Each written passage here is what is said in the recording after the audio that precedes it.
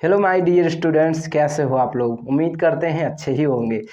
बच्चों, आज की क्लास में आप सभी को हम पास्ट इंडेफिनिट टेंस पढ़ाने वाले हैं। ठीक है, वीडियो को लास्ट तक देखना, आपको अच्छे से समझ में आ जाएगा पास्ट इंडेफिनिट टेंस। चलिए स्टार्ट करते हैं। देखिए, सबसे पहले हम पहचान की बात कर लेते हैं कि पास्ट इंडेफिनिट टेंस की पहचान क्या होती है। ठीक है, सबसे पहले देखिए, यहाँ पे अगर आपको कोई सा भी सेंटेंस दिख रहा है जिसके लास्ट में ता था, क्या है, ता था, ती थी, ते थे, ठीक है, या फिर क्या दिखता है आपको, आ, ई, ए, ठीक है। अगर दिखता है तो टेंस होगा, कौन सा टेंस होगा, पास्ट परफेक्ट टेंस। लिख देते हैं यहाँ पे कौन सा भाई, पास्ट का, ओ सॉरी गाइज, पास्ट का indefinite. Okay, past indefinite tense, ठीक है। कौन सा टेंस होगा, पास्ट इंडेफिनिट टेंस ही होगा। ठीक है, चलो एग्जाम्पल की बात करते हैं। जैसे राम ने खाना खाया, ठीक है, तो देखो लास्ट में क्या आ रहा है, मेन वर्ब की लास्ट में क्या आ रहा है, खाना है। ये क्या है आपका, खाना खाया। तो जो खाना खाना होता है वो मेन वर्ब होता है, और उसके लास्ट में क्या दिख रहा है आपको, या दिख रहा है ना। तो अभी हमने बोला कि अगर आपको क्या दिखता है, आ ई ए, ठीक है, तो आपका कौन सा टेंस होगा, पास्ट इंडेफिनिट टेंस होगा। बनाएंगे कैसे बच्चों, तो उसका स्ट्रक्चर आप देखिए। सबसे पहले हमें क्या लिखना है, रूल की बात कर लेते हैं। ठीक है, तो आपको सबसे पहले लिखना है सब्जेक्ट, उसके बाद मेन वर्ब की सेकेंड फॉर्म लिखना है, देन आफ्टर आपको क्या करना है, ऑब्जेक्ट लिखना है, ठीक है, कॉम्प्लीमेंट। बहुत ही साधारण रूल है ये, इसको आप समझ गए तो इसको आप आसानी से कर पाओगे। ठीक है, तो समझो इसको। सबसे पहले हमें क्या लिखना है, सब्जेक्ट। ठीक है, देखो, तो इस सेंटेंस में सब्जेक्ट कौन है, यहाँ पे सब्जेक्ट कौन है भाई, यहाँ पे राम है ना, क्योंकि कौन खाना खाया, तो आंसर आ रहा है राम ने। ठीक है, तो राम जो है आपका सब्जेक्ट है, तो इसकी इंग्लिश क्या होगी, राम ही होगी। ठीक है, फिर मेन वर्ब की कौन सी फॉर्म लगाना है, सेकेंड फॉर्म। तो खाना खाना की इंग्लिश क्या होती है, ईट, इसकी सेकेंड फॉर्म क्या होती है, एट। ठीक है, यहाँ पे देखो, ईट क्या होती है, V1 होती है, V2 क्या होती है, ईट, सेकेंड फॉर्म एट क्या होती है, ठीक है, और थर्ड फॉर्म क्या होती है, ईटन। ये है आपकी V3। तो बच्चों याद रखना, खाना खाना को इंग्लिश में बोलते हैं ईट, एंड इसकी तीनों फॉर्म है V1 V2 V3 क्या है, ईट, एट, ईटेन। ठीक है, तो याद रखिएगा V2 आपकी क्या होती है, एट। राम एट व्हाट, तो यहाँ पे आंसर आ रहा है खाना खाया। ऑब्जेक्ट लिखिएगा, क्या खाया उसने, खाना खाया, तो खाना को इंग्लिश में फूड। ठीक है, तो राम एट द फूड, ये क्या हो गया, इसका ट्रांसलेशन बन गया बच्चों। ठीक है, तो इसी प्रकार से हम जो है पास्ट इंडेफिनिट टेंस बहुत ज़्यादा इंपॉर्टेंट है और इसको आसानी से कर जाएंगे। ठीक है, चलो तो आप लोग इसको नोट कर लीजिए, फिर आगे आपको हम नेगेटिव का बताते हैं। मान लेते हैं अफर्मेटिव सेंटेंस था, तो ये स्ट्रक्चर फॉलो होगा। नेगेटिव हो जाए, जैसे राम ने खाना नहीं खाया, ठीक है, तो आप उसको कैसे करिएगा। मान लेते हैं, देखो राम ने खाना नहीं खाया, राम ने खाना यहाँ पे है नहीं खाया, ठीक है, ये हो गया, यहाँ पे निगेटिव वर्ड आ गया नहीं। ठीक है, तो कैसे बनाओगे इसको, क्या इसी का रूल लगाओगे, Ram ate not the food, ऐसा करोगे, गलत हो जाएगा। ठीक है, तो देखो यहाँ पे हम क्या करेंगे, थोड़ा सा रूल में हम चेंजेस करेंगे। क्या चेंजेस होने वाला है, तो ध्यान से सुनो। सबसे पहले सब्जेक्ट लिखना है, फिर क्या करना है, डिड का यूज करना है। ठीक है, किसका यूज करना है, हेल्पिंग वर्ब है ये डिड, इसका इस्तेमाल करना है। फिर जो है मेन वर्ब की फर्स्ट फॉर्म का यूज करना है। ठीक है, फिर क्या, ऑब्जेक्ट लगाना है, कॉम्प्लीमेंट लगा दोगे। ठीक है, चलो समझ में आया आप सभी को। तो ये स्ट्रक्चर इसमें लगने वाला है, लगाते हैं और इसका ट्रांसलेशन करते हैं। तो सबसे पहले सब्जेक्ट लिखना है, कौन सब्जेक्ट है इसमें, राम, तो राम लिख दो। ठीक है, फिर क्या लगाना है, डिड लगा दो। फिर क्या, यहाँ अच्छा सॉरी गाइज, यहाँ पे क्या होना चाहिए, थर्ड नंबर पे नॉट लगाओ, क्योंकि निगेटिव है। तो डिड के बाद क्या लगाना है, नॉट लगाना है। ठीक है, राम डिड नॉट, उसके बाद मेन वर्ब की फर्स्ट फॉर्म, मेन वर्ब क्या है, ईट। ठीक है, तो ईट लगा दिया। उसके बाद क्या नहीं खाया, खाना नहीं खाया, द फूड। ठीक है, तो यहाँ पे क्या सिंपल था कि आपको जो है इसमें डिड नॉट का यूज़ करना पड़ेगा, और हमेशा जो है फिर क्या करेंगे, अगर निगेटिव हो जाता है तो V1 लगाते हैं, V2 नहीं लगाते हैं। ठीक है, ये याद रखना बस केवल। तो ये जो दो रूल हैं इनको नोट कर लो बच्चों। ठीक है, ये काफ़ी इम्पोर्टेंट रूल हैं। ठीक है, नोट कर लीजिएगा, ये अफर्मेटिव के लिए था, ये अफर्मेटिव के लिए था, ये नेगेटिव के लिए था। अब बात करते हैं इंट्रोगेटिव की, बात कर लेते हैं ना। चलो जैसे तो नोट कर लो इसको पहले, फिर जो है हम आगे बताते हैं। नोट कर लिया होगा, चलिए बढ़ते हैं आगे। तो सबसे पहले देखिए कोई एग्जांपल ले लेते हैं, ठीक है। थोड़ा सा और इसको सॉफ्ट कर लेते हैं भाई, है ना। चलिए इसको थोड़ा सा और साफ कर लेते हैं ताकि स्पष्ट रूप से दिखाई दे। चलो इसको जो है स्पष्ट रूप से दिखाई दे, इसके लिए साफ इसको अच्छे से करेंगे। तो एग्जाम्पल क्या है आपका, देखिए जैसे वह पढ़ता था, ठीक है। देखो वह पढ़ता था, तो था ती थी आएगा, पास्ट इंडेफिनिट का होगा। तो कैसे बनाएंगे, अफर्मेटिव है बच्चों ये सेंटेंस आपका, आप जानते हैं, ठीक है। अफर्मेटिव का सेंटेंस है, तो इसको बना लोगे कैसे कि ही रेड, ठीक है, ही रेड। यहाँ पे रीड की कौन सी फॉर्म लगी है, सेकंड फॉर्म, ठीक है। तो सेकंड फॉर्म तो आपको पता है ना, रीड V1 है, V2 क्या होती है इसकी, रेड ही होती है, पढ़ा जाता है रेड, ठीक है। और V3 क्या होती है रीड की, तो यही होती है, ठीक है, रीड रेड रेड, ठीक है। तो समझ गए, उसकी सेम ही होती है बट अलग अलग जो है ये लिखी जाती, मतलब पढ़ी जाती है बस।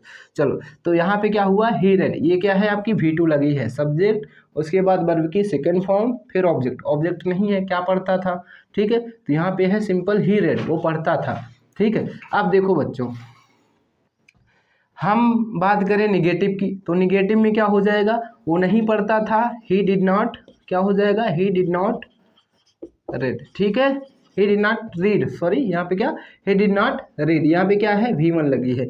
अच्छा अगर ये ऐसा हो जाए, क्या वह पढ़ता था, ठीक है, तो यहाँ पे अगर क्या लग जाएगा तो कैसे बनाओगे, तो उसका स्ट्रक्चर देखो यहाँ पे। अब उसका स्ट्रक्चर कुछ ऐसा बनेगा, सबसे पहले हम डिड का इस्तेमाल करेंगे, ठीक है। किसका इस्तेमाल करना है, जो डिड है हेल्पिंग वर्ब, इसका इस्तेमाल करना है। फिर आपको सब्जेक्ट लगाना है, फिर मेन वर्ब की फर्स्ट फॉर्म का यूज करना है, फिर ऑब्जेक्ट लगाना है, फिर क्या करना है, कॉम्प्लीमेंट का यूज करना है, और आगे जो है क्वेश्चन मार्क लगाना नहीं भूलना है, ठीक है। चलो तो यहाँ फिलहाल के लिए क्या वह पढ़ता था, तो ये कैसे हो जाएगा, हिंदी में तो ऐसे दिया रहेगा, बोलेगा ट्रांसलेट करिए, तो ट्रांसलेशन इसका कैसे हो जाएगा। तो अब देखो यहाँ पे कैसे होगा, सबसे पहले हमने बोला डिड लगाओ, डिड लगा दिया, चलो बढ़िया बात है भाई, डिड लगा दिया, सब्जेक्ट लगाओ, सब्जेक्ट कौन है, वह ना, तो इसकी इंग्लिश क्या होती है, ही, चलो ये भी हो गया। फिर मेन वर्ब की फर्स्ट फॉर्म, मेन वर्ब क्या है, रीड, रीड, ठीक है, तो ये भी लगा दिया, डिड ही रीड। उसके बाद ऑब्जेक्ट लगाना है, क्या इसमें ऑब्जेक्ट है, नहीं है, तो यहाँ पे सीधा क्वेश्चन मार्क लगा दे देंगे, ठीक है। डिड ही रीड, क्या वो पढ़ता था, ऐसा बन गया, ठीक है बच्चों, समझ में आया तुम लोगों को। चलिए इसको मिटाते हैं और कोई अच्छा सा एग्जाम्पल लेते हैं, फिर करते हैं, ठीक है। चलिए जैसे क्या, ये चल नहीं रहा है, दूसरा ले लेते हैं। चलो जैसे एग्जाम्पल है, क्या वे मूवी नहीं देखते थे, देखते थे, ठीक है। ये आपका क्वेश्चन, मतलब एक सेंटेंस लिखा गया है, बोलेगा इसका ट्रांसलेशन करिए। तो कैसे करोगे बच्चों, था ती थी आपको दिख रहा है, पास्ट इंडेफिनिट का टेंस है ये। अब इसको करने का आसान तरीका क्या है, वही रूल लगाएंगे, ठीक है, जो भी लिखा था, डिड लगाना है, फिर सब्जेक्ट लगाना है, ठीक है।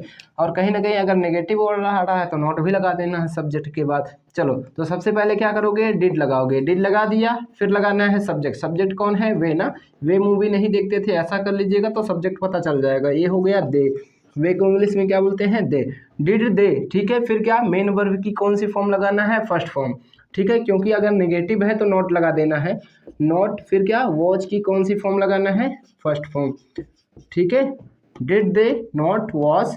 फिर क्या है, आपको क्या लगाना है, ऑब्जेक्ट लगाना रहता है, तो ऑब्जेक्ट क्या है इसमें, मूवी है, मूवी को क्या बोलते हैं, फिल्म बोल दीजिए या मूवी भी बोल दीजिए। Did they not watch the, ठीक है, मूवी, यहाँ पे क्वेश्चन मार्क। तो इसका क्या बन गया ये, ट्रांसलेशन हो गया। चलो अगर ये WH वर्ड टाइप हो जाए, इंट्रोगेटिव सेकंड टाइप का सेंटेंस कहने का मतलब हो जाए, ठीक है, तो कैसे करोगे? तो बच्चों कुछ नहीं करना है, आपको इसी स्ट्रक्चर के पहले क्या, डिड वाले स्ट्रक्चर के पहले WH वर्ड जोड़ देना है, ठीक है। ये स्ट्रक्चर कुछ ऐसा बन जाएगा, WH वर्ड रहेगा, फिर डिड रहेगा, फिर सब्जेक्ट रह जाएगा, फिर जो है मेन वर्ब की फर्स्ट फॉर्म लगाना है, फिर ऑब्जेक्ट लगाना है, फिर क्या लगना है, कॉम्प्लीमेंट, फिर जो है ये जो है क्वेश्चन मार्क लगा देना है, ठीक है बच्चों। चलो ये हो गया आपका किसका, इंट्रोगेटिव सेकेंड टाइप का जो है स्ट्रक्चर बन गया, ठीक है। तो इसको नोट कर लो, ये आपको पता है तो आसानी से जो अभी हम एग्जाम्पल लिखने वाले हैं उसको कर लोगे, ठीक है। तो जल्दी से नोट करो, फिर इसको रिमूव करते हैं। नोट कर लो जल्दी से। चलिए आई होप तुम लोगों ने नोट कर लिया होगा।